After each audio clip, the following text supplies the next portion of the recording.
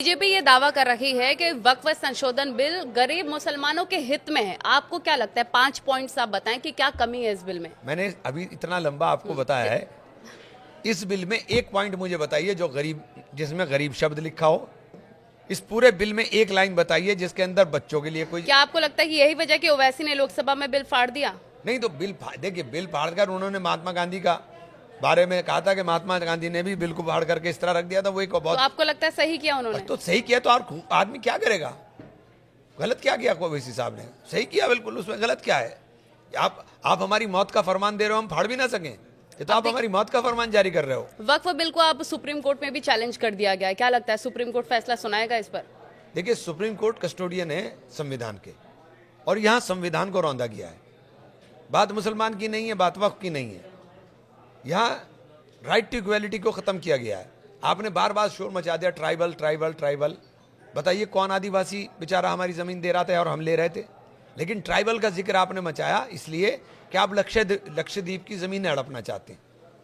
लक्षद्वीप के अंदर ट्राइबल मुस्लिम रहते हैं, आपने उनको उनके अधिकार से वंचित कर दिया। वक्फ जो है, हम बार बार जो कहते हैं कि भाई आप वक्फ को समझ तो लीजिए कि वक्फ है क्या।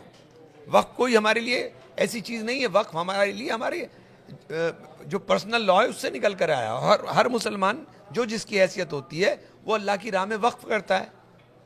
आपने उनको वक्फ करने से रोक दिया तो आपने धार्मिक स्वतंत्रता भी छीन ली हमारी।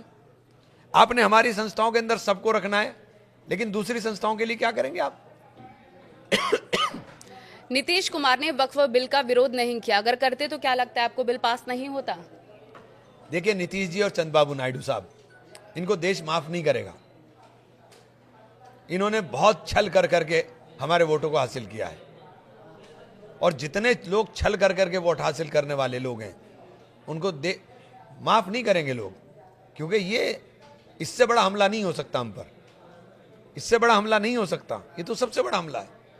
जयंत चौधरी को लेकर भी लोग कह रहे हैं कि उनको विरोध करना चाहिए था बिल का। निश्चित रूप से करना चाहिए था।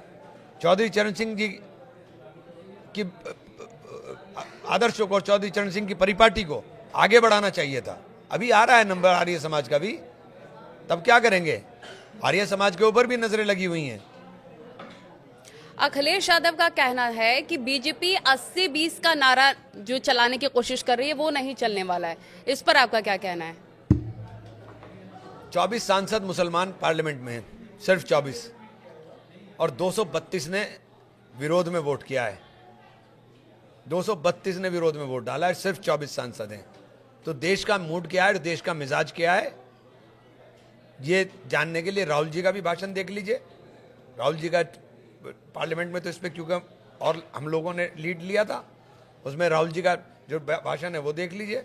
खड़गे साहब ने जो पार्लियामेंट में बोला है वो देख लीजिए। तो देश के अंदर क्या माहौल है और क्या हालात है वो पता चल जाएंगे। मोहन भागवत